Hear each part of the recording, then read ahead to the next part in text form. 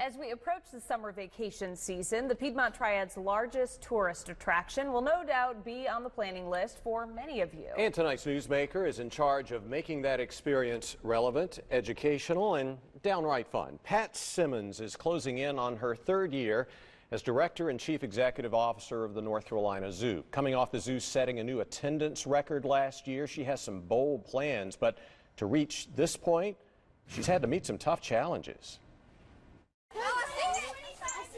This is an amazing place. This is our African Plains.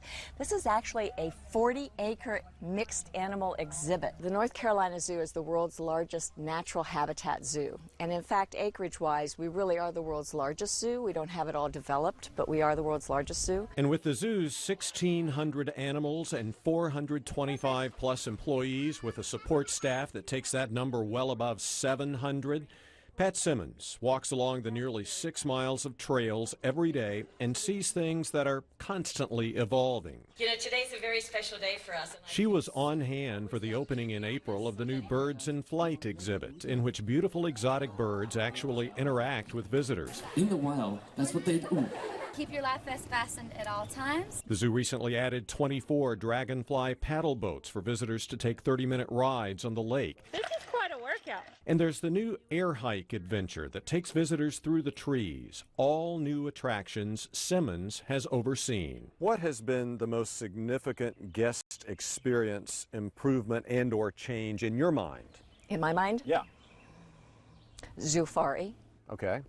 Why? People come to zoos to see animals.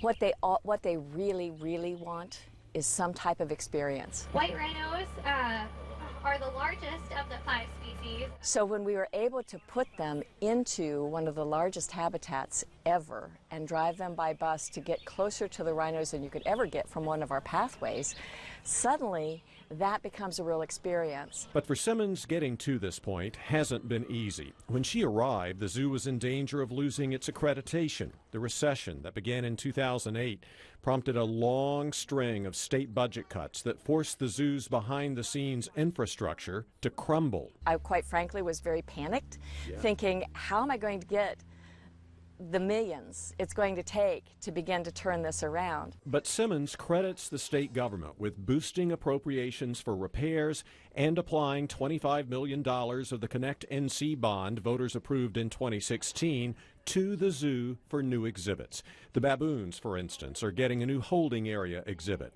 The old, worn-out African pavilion has been targeted for demolition for years. Now, that will finally happen.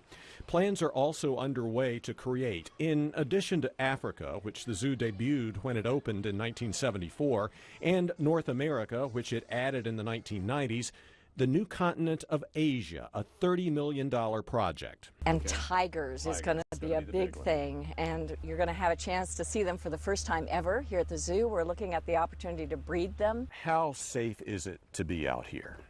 It is very safe to be out here. It is very safe. And that's boosted by the zoo's recent contract with the Randolph County Sheriff's Office to provide security, all in an effort to keep the zoo what Simmons describes as a world-class experience. World-class welfare, world-class conservation, world-class education programs, world-class size. It's amazing. Plans call for that new Asian continent to be completed by the year 2023. Plans are also in the works to develop 1, possibly 2 hotels either near or on site so people can experience this zoo over the course of a couple or more days, since it's gotten so big and it's getting even bigger. Ticket prices, by the way, are reasonable. $15 for adults, $11 for children. And for more information, check out the zoo's website at nczoo.org or take the link from this story at myfox8.com.